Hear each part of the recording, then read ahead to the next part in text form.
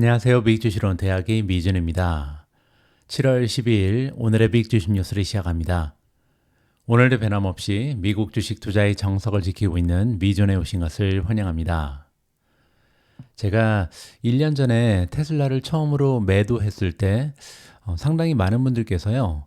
도대체 테슬라를 왜 파냐? 이렇게 좋은 기업을 주가가 떨어질 것을 생각하냐? 뭐 이런 식으로 피드백을 남겨주셨는데요. 그때 사실 제가 테슬라를 샀던 이유는요. 테슬라보다 슈퍼 마이크로 컴퓨터가 더 좋아 보였기 때문이죠. 그리고 이제 며칠 전에 제가 미존 탑 12에서 우버를 제외한다 이런 말씀을 드렸을 때도 한 3분 정도의 구독자분께서 우버에 무슨 문제 있냐, 우버 지금 미존 탑 12에서 빠진 이유가 뭐냐, 어떤 이슈가 있냐 이런 질문을 해주셨습니다. 특별한 이슈 없고요. 제가 볼 때 다른 주식이 더 좋아 보여서 우버를 뺀 거거든요. 여기서 제가 여러분들께 전달드리고 싶은 메시지는 뭐냐면요. 한국 사람들이 잘하는 것 중에 하나가 상대평가입니다. 한국은 워낙 작은 나라고 또 많은 사람들이 옹기종기 모여 살다 보니까 이웃과 나를 비교하는 경우가 굉장히 많잖아요. 학교 다닐 때도 항상 등수가 나오고 1등급, 2등급으로 나누어지잖아요. 주식 투자를 할 때도 이렇게 좀 등수를 생각하면서 그러니까 상대평가를 하면서 종목을 선정하시면 좋겠다라는 생각을 합니다. 내가 보유하고 있는 엔비디아가 올라갈 것인가 떨어질 것인가, 내가 보유하고 있는 아이온큐가 올라갈 것인가 떨어질 것인가, 내가 가지고 있는 테슬라가 올라갈 것인가 떨어질 것인가, 이게 중요한 게 아니고요.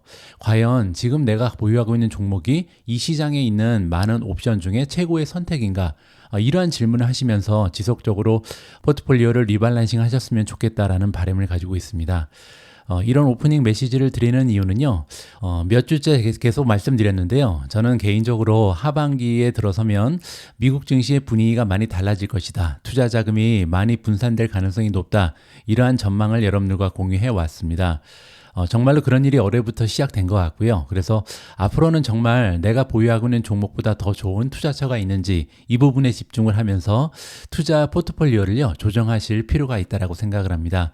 여기에 대해서는 조금 이따가 자세한 내용을 설명드릴 수 있도록 하겠습니다. 자, 그러면 7월 12일 준비된 오늘의 빅 주식 뉴스 바로 시작합니다. 자, 이제 어제 미국 증시의 시황을 정리하도록 하겠습니다. 먼저 S&P 500의 맵을 보시면요. 한 2년 동안 단 한 번도 본 적이 없는 그런 그림이 나타나는데요. 정말로 메가테크 기업만 떨어졌죠. 시장이 전반적으로 상승하는 상승 추세를 만들어냈습니다. 보시는 것처럼 시장의 폭은 굉장히 넓었죠. 올라간 종목의 수가 떨어진 종목의 수보다는 월등히 많았습니다. 따라서 시장의 폭, 마켓 브레스는 굉장히 넓었는데요. 반면 우리가 사랑하는 메가테크 기업들이 대부분 다 급락을 했습니다. 따라서 전체적으로 지수는 하락할 수밖에 없었다. 이렇게 정리가 가능하겠죠. 실제로 S&P 500의 마켓 브레스를 보시면요. 굉장히 큰 폭으로 상승을 했습니다. 바로 며칠 전만 해도 50 이하로 떨어졌었잖아요. 지금 현재는 62.42를 보이고 있습니다. 따라서 시장에 포함되어 있는 500대 기업 중에 62.4%는요. 굉장히 좋은 상승 추세를 만들어내고 있다. 따라서 이거는 상승장이다. 이렇게 이해가 가능하겠죠. 자, 우리가 상승장이라고 느끼지 못하는 이유는 우리가 들고 있는 종목만 떨어졌기 때문이죠. 자, 러셀 2000도 굉장히 좋았는데요. 어제 3.57%나 급등을 했습니다. 따라서 메가테크 기업에 들어가 있던 자금이 러셀 2000을 비롯한 소형주로 넘어갔구나. 이 부분을 우리가 확인해 볼 수가 있는 거죠. 또 한 가지 S&P 500 말고 S&P 600을 보시면요. 1338까지 급등하면서 3.31% 급등을 했습니다. 따라서 어제 나타났던 자금의 이동이 굉장히 확연하게 드러난다. 이렇게 다시 한번 정리가 가능할 것 같습니다. 어제 3대 지수의 움직임입니다. 다우존스는 0.08% 소폭으로 상승을 했고요. S&P 500을 보시면요. 어제 시장의 폭이 굉장히 넓었잖아요. 따라서 상승한 종목의 수가 떨어진 종목의 수보다 월등하게 많았음에도 불구하고 무려 0.88% 떨어졌습니다. 다음으로 테크주들이 모여있는 나스닥을 보시면요. 1.95% 거의 2% 가까이 하루 만에 급락을 했다. 이렇게 정리가 가능합니다. 자, 이렇게 나스닥이 떨어지는 와중에도 주가가 많이 올라간 종목이 보이는데요. 조비 에비에이션이 무려 19.65% 급등을 했고요. 퍼시픽 바이오 플러스 15.38, 스템 플러스 11.30, TNA는요. 디렉시온 데일리 스몰캡 불 3x 쉐어즈 ETF입니다. 이거는요. 스몰캡, 소형주에 투자하는 3배짜리 레버리지를 쓰는 ETF다. 이렇게 보시면 되고요.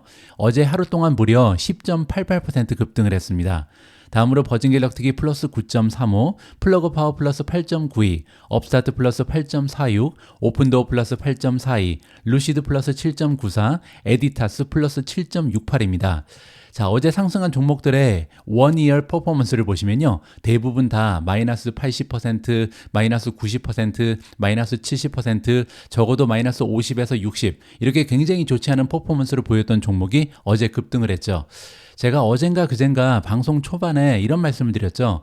이제 금리 인하가 다가오고 있기 때문에 시장의 분위기가 반전될 거다. 그렇게 되면 이윤도 내지 못하는 적자 기업들이 갑자기 주가가 10%, 20% 올라갈 가능성이 높다. 이러한 현상이 이제 두드러지고 있다. 이렇게 보시면 될 것 같습니다. 다음으로 어제 주가가 떨어진 성장주의 이름을 보도록 하겠습니다. 테슬라가 무려 8.44% 폭락을 했는데요. 그 이유는 조금 이따가 자세히 설명을 드리고요. 암홀딩즈가 마이너스 7.12, 엑셀리스 테크놀로지 마이너스 6.74, 엔비디아 마이너스 5.57, 아이온큐 마이너스 5.09, 마이크론 테크놀로지 마이너스 4.52, KLA 마이너스 4.42, 퀄컴 마이너스 4.29, 메타 마이너스 4.11, 에어비앤비가 3.85% 빠졌습니다. 어제 하락한 종목들의 공통점은요. 인공지능 관련된 수혜주들이 많이 하락을 했다. 이렇게 정리가 가능하겠죠. 따라서 미준 탑 11도 형편없는 성적을 발휘했는데요.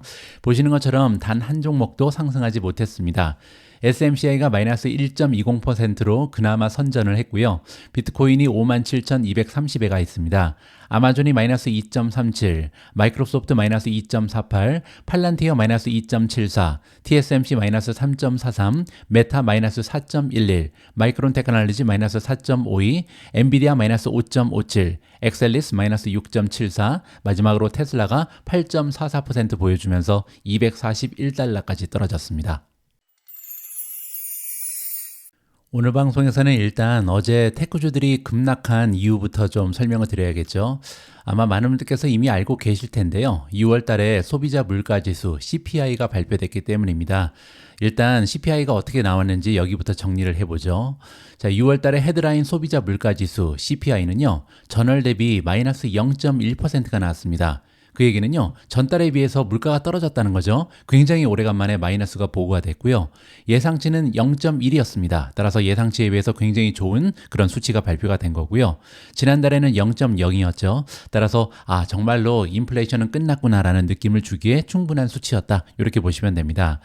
헤드라인 CPI를 전년과 대비하면요. 3.0입니다. 이제 조금만 더 지나면 2점대로 넘어선다 이렇게 느낌을 받을 수 있는 거고요.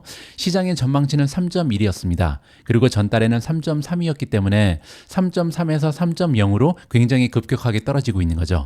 다음에는 이거보다 더 중요한 근원 CPI입니다. 근원 CPI는 식품과 에너지를 제외하죠. 전월 대비 0.1% 올라가긴 했습니다. 하지만 예상치는 0.2% 올라가는 거였고요. 지난달에도 0.2% 올라갔죠. 따라서 근원 CPI 역시도 하락 추세가 도드라진다. 이렇게 보시면 됩니다. 자, 그리고 근원 CPI를 전년과 비교하면요. 플러스 3.3이 나왔는데요. 시장의 예상치는 3.5였습니다. 따라서 3.5에 비해서 현저히 낮은 수치가 보고가 된 거죠. 지난달에도 3.4, 따라서 5월 달에 비해서 6월 달이 조금 더 둔화되는 모습을 보였다. 따라서 수치적으로요. 거의 완벽한 수치가 어제 보고가 됐다. 이렇게 정리가 가능합니다. 자, 그러면 CPI가 떨어졌는데 왜 주식은 떨어졌나요? 이렇게 질문하시는 분들이 계실 텐데요. 제가 최근에 방송에서 누누이 말씀드리지만 이제 금리 인하 시기가 다가오고 있잖아요. 그렇게 되면 투자자들의 심리가 바뀔 수밖에 없습니다. 지금까지는요. 모든 자금이 테크주, 그것도 인공지능 수혜주에 몰려 있었잖아요. 하지만 지금부터는 시장에 몰려있던 자금이 여러 분야로 퍼질 가능성이 높다. 왜냐면요. 시가총액이 작은 종목들은 조금만 투자 자금이 또 올라가도 5%, 10% 급등할 가능성이 높기 때문이죠. 따라서 더 이상 테크주에만 이렇게 계속해서 몰빵되어 있는 이런 자금을 우리가 기대하기는 좀 어렵다. 아마도 시장의 폭이 넓어지면서 많은 분야에서 투자의 기회가 나타날 것이다. 이렇게 이해가 가능할 것 같습니다. 어제 CPI 리포트에서 엄청난 수치가 보고가 되면서 드디어 국채를 추종하는 채권 ETF들이 랠리를 펼치고 있습니다. 이번 기사를 통해서 해당 내용을 좀 점검해 보면 좋을 것 같습니다. 투자자들이 미국 인플레이션에 대한 새로운 보고서에서 더 많은 냉각 조짐을 나타내는 세부 사항을 분석하고 목요일 채권에 투자하는 ETF가 상승했다라고 나와 있습니다. 미국 국채 가격은요, 전반적으로 상승을 했고요. iShares Core US Aggregate Bond ETF, 우리가 AGG라고 부르는 대표적인 채권 ETF죠. 이 주가는 0.5% 상승하면서 마감이 됐습니다. 이 ETF는요, 여러 가지 국채를 다 모아놨다, 이렇게 보시면 됩니다. 자, 그리고 두 번째, 뱅가드 롱텀 트레저리 ETF가 있는데요. VGLT고요. 세 번째로 iShares 20 플러스 2열 트레저리 본드 ETF. 저는 개인적으로 TLT라고 부르는 이 ETF에 한 달 전부터 투자를 진행하고 있습니다. 그리고 이 두 개의 ETF는 목요일에 약 1% 급등했다, 이렇게 나와 있죠. 미국 채권 시장은요, 목요일에 소비자 물가지수 헤드라인 데이터에서 2020년 이후 처음으로 6월 인플레이션이 전월 대비 하락했고요. 연간 속도는 계속 완화되는 것으로 나타난 이후에 랠리를 펼쳤다. 따라서 지금까지는요, 전달 대비 무조건 플러스였는데 2020년 이후 처음으로 4년 만에 처음으로 전달 대비 인플레이션이 완화됐다, 마이너스를 보였다. 이 부분이 굉장히 중요한 거죠. 투자자들은요, 인플레이션 둔화로 인해서 연방준비제도 이사회가 이르면 9월 달부터 금리 인하를 시작할 것으로 예상하고 있습니다. 거의 90%의 확률을 가지고 9월 달부터는 금리가 내려갈 것이다, 이렇게 지금 예상이 나오고 있는 상황이고요. 블랙롤에서 글로벌 채권 최고 투자 책임자를 맡고 있는 릭 라이더의 의견을 들어보도록 하겠습니다. 중요한 것은 거주 비용 관련 구성 요소가 마침내 가격 상승이 크게 둔화되었다는 점이다, 이렇게 얘기하는데요. 그동안 CPI가 계속해서 끈적끈적했던 이유 중에 가장 커다란 이유는요, 바로 거주 비용이었습니다. CPI를 이루는 여러 가지 요소 중에 이 거주 비용이 차지하는 비중이 너무나 높거든요. 따라서 여기가 떨어지는가, 이게 굉장히 중요했는데요. 여기 나와 있는 그래프에서 우리가 확인할 수 있는 것처럼 거주 비용이 굉장히 낮은 수치를 보이면서 드디어 인플레이션이 잡힌다, 이렇게 우리가 기대를 해볼 수가 있는 거죠. 릭 라이더는요, 연준이 매우 제한적인 연방기금 금리를 0.25%포인트 인하할 수 있는 적절한 여건이 조성되고 있다. 따라서 9월부터 시작될 가능성이 높다. 따라서 릭 라이더라는 굉장히 유명한 전문가 역시도 9월부터는 금리가 인하될 것이다, 이렇게 얘기를 하고 있는 거죠. 노동통계국은 목요일 날 소비자 물가지수로 특정한 인플레이션이 6월 달에 0.1% 하락했고 전년 대비 상승률은 3%로 둔화됐다, 이렇게 발표했고요. 6월 CPI 보고서를 자세히 살펴보면요, 에너지 구성 요소 그리고 중고차, 트럭 가격이 하락했다고 하고요. 반면에 리크레이션 용품, 기타 서비스 가격은 아직까지도 상승했다, 이렇게 분류가 가능합니다.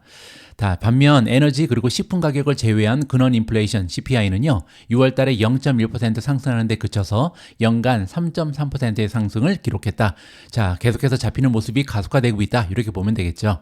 따라서 10년 만기 국채 수익률은요, 3월 28일 이후 최저 수준인 4.192로 떨어졌고요. 8.7 베이시스 포인트 하락했습니다. 또한 2년 만기 국채 수익률도 목요일에 12.7 베이시스 포인트나 하락한 4.503을 기록하고 있고요. 다시 한번 말씀드리지만 국채 수익률이 떨어지면요, 국채 가격은 올라갑니다. 따라서 지금 현재 국채가 랠리를 펼치고 있다, 이렇게 해석이 가능한 거죠. 자, 여기 그래프를 보시면요, 정말로 4월 말에 정점을 찍었던 2년 국채 금리 그리고 10년 국채 금리가 쭉 떨어지고 있는 모습을 살펴볼 수가 있는 거죠. 하락하는 채널이 구성되고 있다. 굉장히 긍정적입니다. 미국의 고용은 둔화됐고요. 우리는 연방준비제도 이사회가 더 이상 과열되지 않는 정상적인 일자리 상황에 만족해야 된다고 생각한다. 따라서 이제는요, 더 이상 냉각되면 안 된다. 이제는 금리 내려야 된다. 이렇게 주장을 하고 있는 거죠. 자, 참고로요, 20년 국채를 추종하는 TLT의 모멘텀을 체크해 보도록 하겠습니다. 보시는 것처럼 26가지의 모멘텀 지표 중에 단 한 가지만이 매도를 주장하고 있고요. 10가지는 중립, 그리고 15가지는 매수를 주장하고 있다. 따라서 지금은 모멘텀이 굉장히 뛰어난 것이 바로 채권 ETF다, 이렇게 보시면 되겠죠. Relative Strength Index가요, 55.68입니다. 50을 넘어가면 굉장히 좋은 추세가 발견된다. 따라서 딱 좋은 시점이 지금 보이는 거죠. 그렇다고 너무 높지도 않잖아요. 70을 넘어가면 과매수인데 과매수 되려면 굉장히 멀었죠. 자, 그리고 다음에는 TLT의 1년 주가 차트를 업데이트 하도록 하겠습니다. 보시는 것처럼요, 지금 삼각 수렴이 나타나고 있죠. 고점은 계속해서 하락하고 있고요. 저점도 계속해서 올라가고 있습니다. 자, 이렇게 삼각 수렴이 중간에서 나타나게 되면요, 이거는 50대 50 확률을 가지고 올라갈 가능성도 있고 추가로 떨어질 가능성도 있잖아요. 자, 이런 경우에는 조금 지켜볼 필요가 있다, 이렇게 우리가 공부를 한 적이 있죠. 자, 밑으로 내려가서 한 가지만 더 보여드리면요, 그럼에도 불구하고 사실상 두 개의 채널이 발견이 되는데요. 최근에 계속해서 주가가 떨어지면서 채널이 하락 추세를 보였죠. 그리고 여기서 꺾이는데요. 꺾이고 나서는 한동안 지금 올라가는 추세가 발견이 됩니다. 자, 따라서 이 모습을 봤을 때 이제는 어느 정도 상승 추세로 접어든 것이 아닌가, 이렇게 기대를 해봐도 좋을 것 같습니다. 다음으로 준비된 기사가 오늘의 하이라이트인 것 같습니다. 연초부터 우리가 계속해서 기다려왔던 소형주의 랠리, 정말 이번에는 시작된 것인지 굉장히 궁금해지는데요. 자, 이번 기사를 통해서 소형주 랠리의 가능성을 점쳐보면 좋을 것 같습니다. 목요일에 예상보다 낮은 6월 달의 소비자 물가 수치가요, 이전에 사랑받지 못했던 섹터로의 순환을 촉발하는 것처럼 보였기 때문에 매각핵 기술주에 올인하고 있고, 또한 나머지 시장에는 공매도하고 있던 헤지펀드 입장에서는요, 매그니피센트 데이가 아니었다, 좋은 하루가 아니었다, 이렇게 재미있게 표현을 하고 있습니다. 조금 이따 자세히 설명이 나오겠지만 최근 들어서요, 많은 헤지펀드들이 사실상 나머지 시장, 즉 소형주의 공매도를 많이 진행하고 있던 것으로 밝혀졌는데요. 그것 때문에 어제 공매도 스퀴즈가 나오면서 이렇게 소형주가 급등했다, 이렇게 이해가 가능합니다. 인프라스트럭처 캐피탈 어드바이저의 CEO 제이 햇필드라는 전문가가 나오는데요. 오늘 우리가 보고 있는 것은 헤지펀드가 폭발하는 것이다, 이렇게 재미있게 얘기를 하고 있습니다. 2024년 소수의 기술주 강세장이 이끌던 랠리에서 수익성 있는 거래를 우리는 만들어냈죠. 굉장히 좋은 수익률을 모든 투자자들이 누렸는데요. 문제는 고무줄이 다시 복수를 위해서 꺾였다. 이제는 상황이 역전되고 있다, 이렇게 얘기하는 거죠. 러셀 2000 RUT 지수는요, 3.6%나 급등을 했고요. 오랫동안 고전을 면치 못했던 소형주가 급등하는 추세를 어제 보였습니다. 반면 나스닥 종합지수는 2% 가까이 하락을 했죠.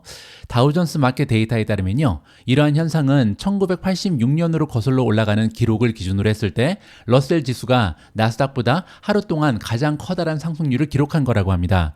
이 얘기는 뭐냐면요, 어제 나스닥은 2% 떨어졌고요. 그리고 소형주 러셀 2000은 3.6%나 올라갔잖아요. 합이 한 5.5% 차이가 났죠. 자, 이러한 엄청난 그 퍼포먼스의 차이는요, 1986년 이후 처음이다. 엄청나게 커다란 차이가 있었다, 이렇게 보시면 되겠습니다. 투자자들에게 이러한 순환이 역사적으로 집중된 시장 주도권의 일시적인 현상인지, 아니면 2024년 S&P 500과 나스닥 종합지수를 연이어서 기록할 소형주 랠리의 시작인지에 대한 의문이 제기되고 있다.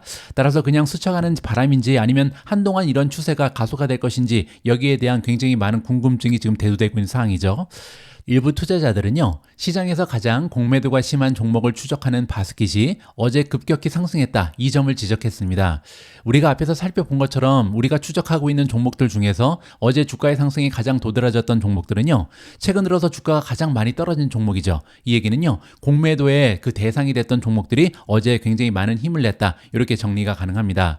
따라서 언리미티드 펀드의 최고 투자 책임자인 밥 엘리엇이라는 전문가의 의견에 따르면요, 이번 시장의 로테이션은 공매도 스퀴즈에 직면한 헤지펀드에 의해서 주도되고 있기 때문에 한동안 지속될 수 있는 압박이다, 이렇게 설명을 하고 있습니다. 그 얘기는요, 스쳐가는 바람은 아니라는 거죠. 한동안 지속될 수 있는 추세로 발전될 가능성이 높다, 이렇게 보시면 되고요. 자, 여기 나와 있는 그래프에서 우리가 상세한 내용을 이해해 볼 수가 있는데요. 두 가지의 그래프가 나와 있죠. 위에 있는 그래프는 뭐냐면요, 성장주에 투자하고 있는 헤지펀드들의 추세입니다. 그리고 두 번째를 보시면요, 스몰 앤 미드캡이기 때문에 중소형주에 투자하고 있는 헤지펀드의 투자 현황이죠. 자, 그리고 이 그래프가 위로 올라가게 되면요, 롱에 더 투자를 많이 한다. 아래로 떨어지게 되면 숏에 투자한다, 이렇게 보시면 됩니다. 롱이라는 것은 주가의 상승에 베팅을 하는 거고요. 숏이라는 것은 주가의 하락에 공매도를 하는 거죠. 자, 그런데 지금 현재 성장주 같은 경우는요, 여기 0%가 중간이잖아요. 0%를 기준으로 올라가는데 베팅하는 것이 굉장히 현저하게 나타나고 있습니다.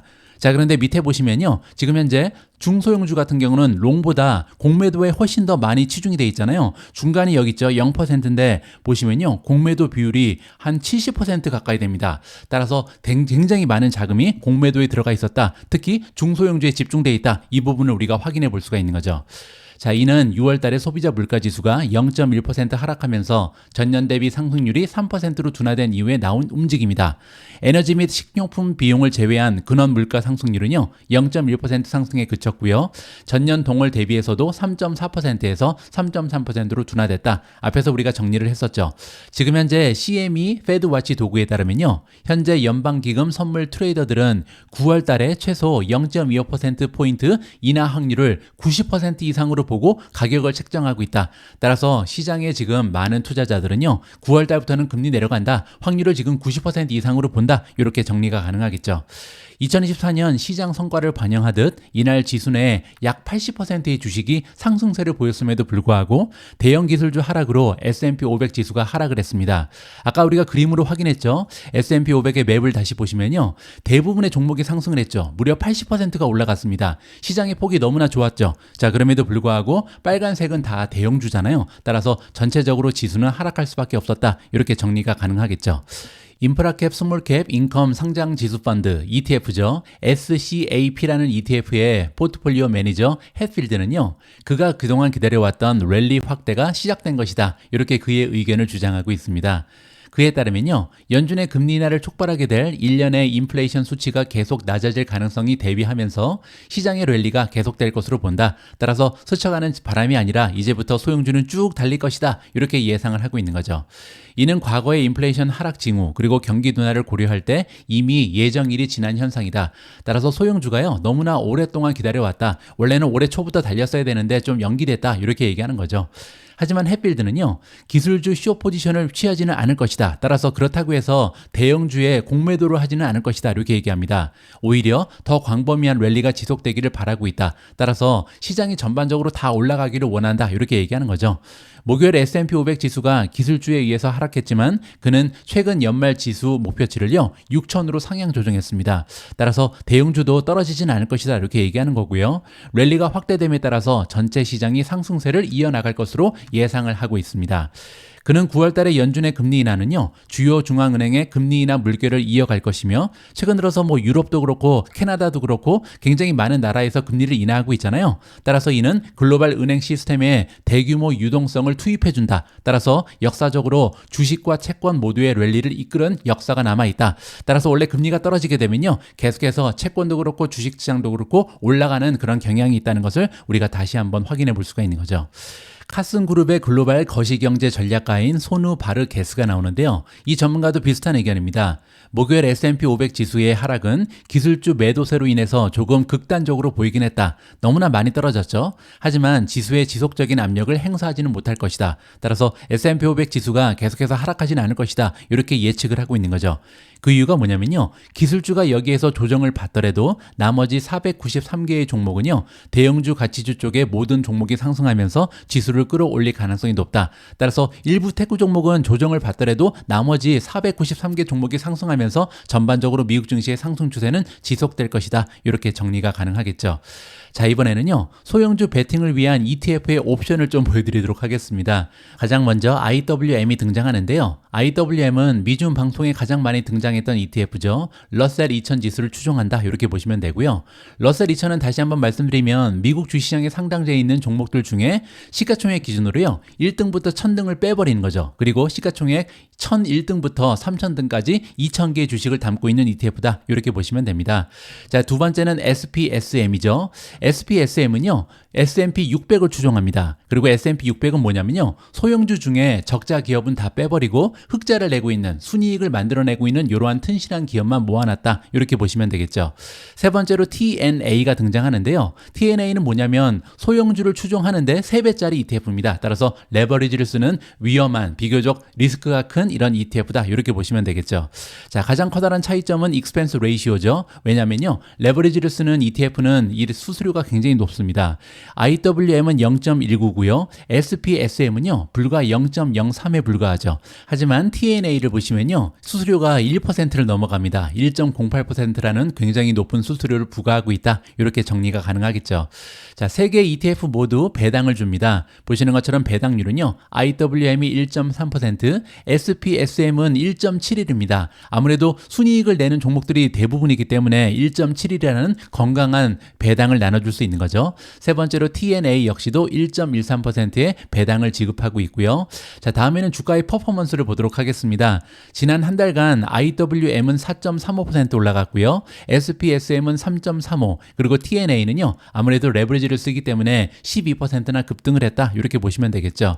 자, 하지만 YTD의 수익률을 보시면요, 의외의 결과가 발견이 되죠. IWM은 4.97로 가장 높고요. SPSM은 1.61% 올라가는데 그쳤습니다. 자, 그리고 TNA 같은 경우는요, 3.5% 올라가는데 그쳤거든요. 굉장히 재미있죠. 왜냐면 IWM이 거의 5% 올라갔기 때문에 레버리지를 쓰면 훨씬 더 많이 올라갔어야 되는데 아무래도 계속해서 리밸런싱을 매일매일 하잖아요. 그리고 횡보하게 되면 이렇게 주가의 상승이 저조할 가능성이 높은 것이 바로 레버리지를 쓰는 ETF다. 이렇게 보시면 될 것 같습니다.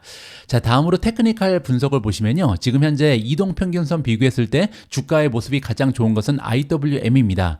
10일 이평선, 50일 이평선, 100일 그리고 200일 모두 다 지금 뚫고 나갔다. 이렇게 보시면 되고요. 반면 SPSM 그리고 TNA 같은 경우는요. 아직까지 50일 이평선 그리고 100일 이평선 이하로 주가가 떨어져 있는 상황이다. 이렇게 정리가 가능합니다. 자, 모멘텀 보도록 하겠습니다. IWM 같은 경우는요. 스트롱 바입니다. 26가지의 모멘텀 지표 중에 단 한 가지도 매도를 주장하지 않고 있다. 굉장히 긍정적이죠. SPSM 같은 경우도요. 지금 26가지 중에 셀은 단 하나도 없습니다. 반면 바이가 지금 17개, 16개니까요. 따라서 SPSM보다는 IWN이 조금 더 모멘텀이 뛰어나다. 이렇게 정리가 가능하겠죠. TNA도 좋습니다. 26가지 중에 하나도 매도 의견이 없고요. 9가지는 중립, 17가지는 매수를 주장하면서 강력 매수를 받고 있다. 모멘텀은 3가지 모두 굉장히 뛰어나다. 이렇게 보시면 되겠죠.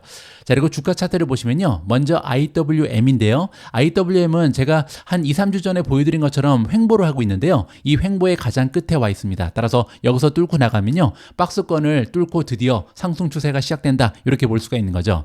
자, SPSM도 마찬가지죠. 똑같은 모습을 보입니다. 박스권 가장 상단에 와 있고요. 여기서 조금만 더 주가가 힘을 내주기를 바람하면 좋을 것 같고요. 자, 마지막으로 TNA입니다. TNA 역시도 여기 보시면은 박스가 나와 있긴 합니다. 자, 그런데 이 박스권이요. 다른 ETF에 비해서는 밑으로 뚝 떨어져 있죠. 왜냐하면 레버리지를 쓰기 때문에 그동안 주가가 너무나 많이 하락을 했습니다. 따라서 박스권이 굉장히 현저하게 낮은 수준에서 유지가 되고 있는 거고요. 마찬가지로 박스권 상단에 지금 주가가 올라가 있습니다. 과연 이 박스권을 뚫고 지속적인 상승을 도모할런지 기대감을 가지고 지켜볼 필요가 있을 것 같습니다. 다음에는요, 제가 직접 작성한 짧은 글을 여러분들과 공유할까 합니다. 어제 제가 투자하고 있는 많은 종목들이 급락했습니다. 하지만 그럼에도 불구하고 저는 미존 탑픽 종목들에 대해서 그렇게 걱정을 하고 있지는 않습니다. 그 이유는 뭐냐면요. 우리가 함께 선정했던 미존 탑픽은요. 대부분 다 3가지의 조건을 통과하는 굉장히 멋진 종목들이 대부분이잖아요. 첫 번째로 기업이 가지고 있는 성장 스토리가 너무나 훌륭하죠. 두 번째로 펀더멘탈도 굉장히 훌륭한 최상의 종목들만 지금 포트에 담고 있죠. 그리고 세 번째로 모멘텀도 최근 들어서 굉장히 좋았습니다. 따라서 3가지 모두 굉장히 긍정적인 모습을 보이기 때문에 순간적으로 주가가 하락할 수는 있겠죠. 하지만 그럼에도 불구하고 중기적으로 봤을 때 그리고 장기적으로 봤을 때 꾸준한 우상향을 할 수 있는 종목들이 대부분이다. 이렇게 생각을 하고 있고요. 거기에다가 최근 들어서 인공지능이라는 새로운 테크놀로지가 발생이 됐잖아요. 따라서 인공지능의 구조적인 성장은 지속될 가능성이 높죠. 그렇게 되면요. 어닝 결과라든지 굉장히 다양한 카탈리스트가 발생되고요. 그렇게 되면 주가가 떨어졌다가도 다시 반등할 가능성이 높다. 저는 개인적으로 기대를 하고 있습니다. 자, 그럼에도 불구하고 저는 투자 자금의 일부를 소형주로 분산하고 있는데요. 자, 그러면 계속 테크주에 올인하지 않고 소형주를 왜 사고 있는가? 이 부분에 대한 설명을 좀 간단히 드려보도록 하겠습니다. 지금 시점에서 미존 멤버분들은요. 다음과 같은 공통적인 질문을 가지고 계시라고 믿습니다. 나도 테크주에서 소형주로 일부 투자 자금을 옮겨야 하나? 이런 질문인데요. 저는 이미 일부 투자 자금을 소형주로 이동시켰다. 이렇게 밝혀드리고요. 자, 그러면 도대체 왜 이런 결정을 했는지 논리적인 배경을 간단히 설명드리도록 하겠습니다. 지금 현재 시점에서요. 우리 투자자들한테는 3가지 옵션이 있습니다. 첫 번째로 현재 포트폴리오를 유지하면서 테크주 위주의 투자를 고수하는 거죠. 아무런 변화를 주지 않는 거죠. 두 번째로요. 투자 자금의 일부를 소형주로 이동한다. 이게 두 번째 옵션입니다. 자, 그리고 세 번째로 하락세가 지속되면서 우리가 하락장이 발생할 가능성이 높다. 따라서 미국 주식시장을 떠나야 된다. 이렇게 극단적인 선택을 할 가능성도 있는 거죠. 자, 그런데 제가 보기에는요. 세 번째 옵션은 그렇게 현명한 판단 아닙니다. 왜냐하면 금리 인하가 시작되는 시점이잖아요. 따라서 적절한 선택이 될 수 없고요. 차후 미국 경제가 만약에 리세션에 빠져들 확률이 보인다. 그렇게 되면요. 그때 가서 생각해도 늦지 않는다. 개인적으로 생각을 합니다. 따라서 우리에게는 2가지 옵션이 남아 있는데요. 각 옵션에서 발생할 수 있는 네 가지의 잠재적인 결과를 고려했을 때 결과적으로 저는 투자 자금의 일부를 소형주로 옮기기도 했다. 이러한 논리를 여러분들께 설명드리고자 합니다. 자, 첫 번째 선택입니다. 현재의 포트폴리오를 그대로 유지하면서 테크주 위주의 투자를 고수하는 거죠. 그렇게 되면요, 네 가지의 잠재적인 결과에 따라서 우리의 포트폴리오는요, 다음과 같은 영향을 받을 가능성이 있습니다. 자, 첫 번째 잠재적인 시나리오는요, 테크주만 지속적으로 계속 올라가는 거죠. 과거 1년 반 넘게 지속됐던 테크주의 랠리가 그냥 어제 하루만 떨어졌다가 다시 올라간다, 이런 경우고요. 그렇게 되면 그냥 현재 포트폴리오를 유지하는 것이 최선의 결정이 되겠죠. 자, 두 번째입니다. 두 번째 경우의 수는요, 테크주 그리고 소형주가 동반 상승하는 겁니다. 지금까지는 소형주는 안 올라가고 테크주만 올라갔는데 그냥 시장이 전반적으로 다 달린다, 이렇게 보시면 되겠죠. 그렇게 되면요, 나쁘진 않습니다. 테크주 위주의 포트폴리오도 추가 상승이 가능하잖아요. 하지만 그럼에도 불구하고 이번 결정에 비해서는 수익률이 낮을 가능성이 높습니다. 그 이유가 뭐냐면요, 만약에 소형주가 달리게 되면 소형주에 들어갈 투자 자금이 필요하잖아요. 그리고 이 투자 자금은 딴 데서 나오는 게 아니고 메가테크 기업에서 일부 나오는 거죠. 따라서 한정된 투자 자금이 분배되면서 아무래도 이번 결정에 비해서는 수익률이 다소 낮아질 가능성이 있다, 이렇게 정리가 가능합니다. 자, 세 번째 잠재적인 시나리오는요, 테크주는 떨어지고 소형주만 올라가는 겁니다. 그렇게 되면 1번의 선택은 최악의 결정이 되는 거죠. 자, 네 번째, 테크주, 소형주가 둘 다 떨어지는 겁니다. 자, 이렇게 되면요, 밸류에이션이 상대적으로 높은 테크주의 하락폭이 훨씬 더 클 가능성이 높죠. 지금까지 2년 넘게 달려왔기 때문에 테크주 같은 경우는요, 만약에 떨어지게 되면 굉장히 많은 폭으로 급락할 가능성이 높습니다. 따라서 좋지 않은 선택으로 결과가 나올 가능성이 있는 거죠. 자, 다음은 두 번째 선택입니다. 두 번째 선택은요, 투자 자금의 일부를 소형주로 이동하는 거죠. 자, 그렇게 되면 네 가지의 각각 잠재적인 결과에 따라서 우리 포트에는요, 다음과 같은 결과가 발생합니다. 자, 첫 번째, 테크주만 지속적으로 상승하는 경우, 자, 이렇게 되면요, 포트에 아직 남아있는 테크주는 올라가겠죠. 반면 소형주 급락 가능성은 낮습니다. 이 얘기는 뭐냐면요, 앞으로도 계속 테크주가 달린다고 해서 소형주가 급락하는 것은 아니잖아요. 왜냐면 소형주는 이미 낮은 밸류에이션 그리고 금리 인하 때문에 아무래도 잠재적으로 혜택을 받을 가능성이 높죠. 따라서 적어도 횡보할 가능성은 남아있는 겁니다. 따라서 테크주만 올라가더라도 엄청난 타격을 피할 수 있다, 이렇게 보면 되고요. 두 번째로, 테크주, 소형주가 동반 상승하는 경우에는요, 1번 결정에 비해서 수익률이 높을 가능성이 높죠. 아까 말씀드린 것처럼 소형주가 올라가기 위해서는 테크주에 있는 자금이 일부 빠져나와야 되잖아요. 따라서 두 가지가 동반 상승하더라도 1번의 결정에 비해서는 수익률이 다소 높을 가능성이 높다, 이렇게 정리가 가능합니다. 자, 세 번째 시나리오는요, 테크주는 떨어지고 소형주만 올라갈 가능성도 있잖아요. 그렇게 되면 두 번째 선택이 최선의 결정이었다, 이렇게 보시면 되고요. 자, 마지막으로 테크주랑 소형주가 동반 하락한다. 만약에 이렇게 되면요, 아까 말씀드린 것처럼 소형주는 밸류에이션이 가장 낮잖아요. 따라서 소형주의 하락폭이 테크주보다는 적을 가능성이 높습니다. 따라서 1번 결정에 비해서는 오히려 포트폴리오의 수익률의 하락을 줄일 수 있는 혜택이 주어지는 거죠. 자, 따라서 두 번째 결정은 지금 빨간색이 하나밖에 없잖아요. 테크주만 지속적으로 상승하는 경우를 제외하면 두 번째 선택이 좋은 결과를 도출할 수 있다, 이렇게 깔끔하게 정리가 가능합니다. 자, 그래서 많은 분들께서 중소형주에 대한 관심이 조금씩 늘어날 시점인데요. 자, 그러면 지금 현재 어떤 주식에 투자를 해야 되는지, 이건 또 다른 문제잖아요. 자, 이 와중에 오펜하이머에서요, 최고의 소형주 그리고 중형주를 우리한테 추천해주고 있습니다. 자, 어떤 주식들이 추천되고 있는지 직접 한번 확인해 보시죠. 하반기가 시작되면서 오펜하이머는요, 최고의 소형주와 중형주 계절별 투자 아이디어를 강조하고 있다고 합니다. 올해 소형주는요, S&P 500 지수에 비해서 저조한 성과를 보였고요. 실제로 러셀 2000 지수는 연초부터 화요일까지 0.12% 상승에 그쳤습니다. 사실상 완전히 횡보를 한 거죠. 반년 동안 거의 오르지 못했다. 그 와중에 S&P 500은 무려 17%나 올라갔거든요. 따라서 상대적인 퍼포먼스가 너무나 부진한 거죠. 중형주 지수 역시도 그다지 좋은 성적을 거두지 못했는데요. S&P 400 중형주 지수는 2024년 3.8% 올라가는 데 그쳤습니다. 오펜하이머는요, 기술적 관점에서 미드캡 성장주를 최고의 로테이션 투자 아이디어로 꼽았다. 로테이션이라는 것은 투자 자금이 움직이는 걸 얘기하죠. 따라서 지금부터는요, 대형주에서 미드캡으로 아마도 많은 자금이 옮겨갈 것이다, 이렇게 지금 예측을 하고 있습니다. 참고로 오펜하이머가 선정한 25개의 중형주 종목은요, 모두 시가총액이 10억 달러에서 100억 달러 사이고요.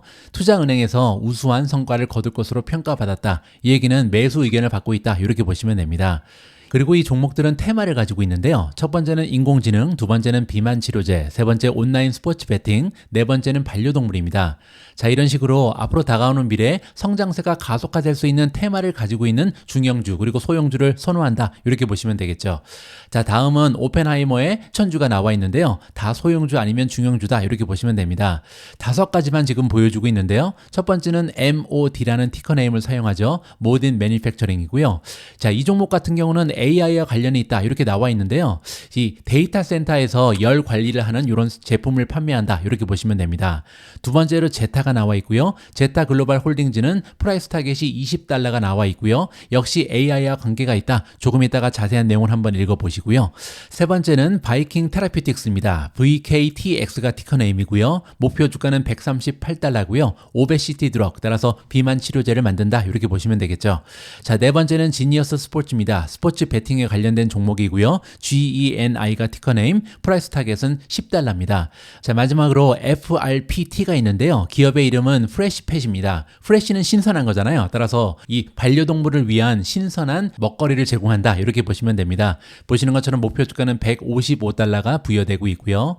자, 이 중에서 제타 글로벌 홀딩즈에서 잠깐 읽어보도록 하겠습니다. 오펜하이머 화면에 표시된 5개의 AI 관련 주식 중에 제타 글로벌 홀딩즈는요, 92%나 지금 YTD로 급상승했고요. 연초 이후 수익률이 선두를 달리고 있다. 가장 좋은 모멘텀이 발견되는 종목이죠. 오펜하이머는요, 제타의 목표 주가를 $20로 세팅했는데 이는 화요일 종가 대비 18%나 상승 여력이 있음을 의미한다라고 합니다. 자, 마케팅 기술 소프트웨어 제조업체고요. 제타는요, 차세대 마케팅 자동화의 혜택을 누릴 수 있는 위치에 있다.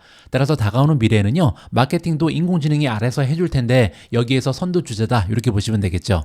고객 데이터 규제 강화 그리고 AI 투자 주기로 인해서 긍정적인 구조적인 성장 추세를 보이고 있는 기업이다. 이렇게 오펜하이머가 극찬을 하고 있습니다.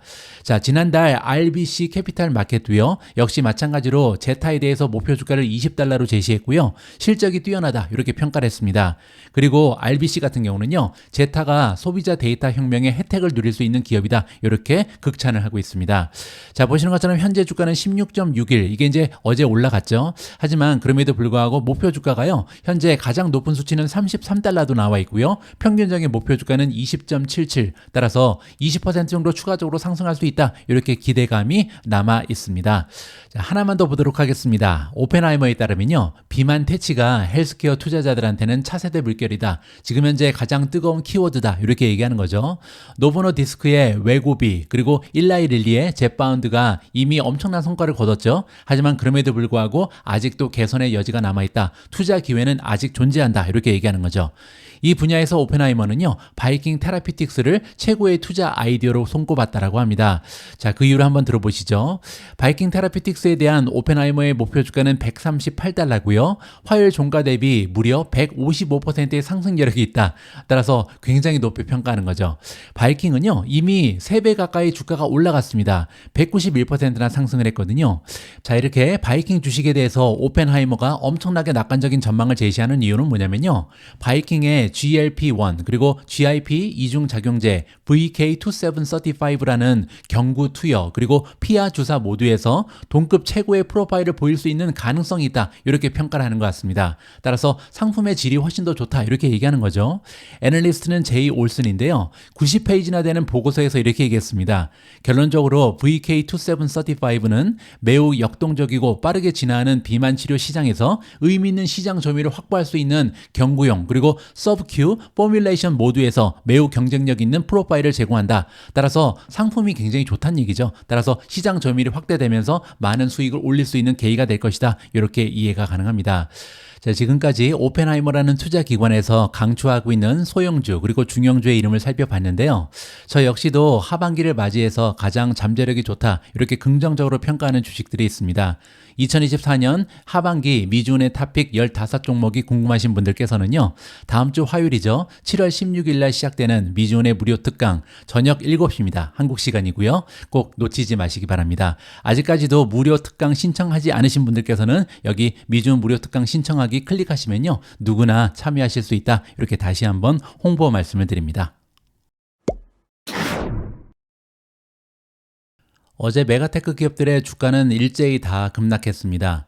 하지만 그 중에서도 하락폭이 가장 컸던 주식은 바로 테슬라인데요. 하루 동안 주가가 무려 8.44%나 급락을 해버렸거든요. 그리고 시장이 마감된 이후에도 1.6% 이상 추가적인 하락 추세를 만들어내고 있습니다. 자, 이렇게 테슬라의 주가가 많이 떨어진 이유는요, 어제 소형주로 자금이 옮겨가는 와중에 뜻밖의 굉장히 커다란 악재가 발생을 했거든요. 거기에 대한 기사를 함께 읽어볼까 합니다. 자, 미존 속보로 제가 전달해 드렸는데 테슬라의 로보택시 이벤트가요, 10월까지 연기됐다라는 굉장히 좋지 않은 소식이 발표가 된 거죠.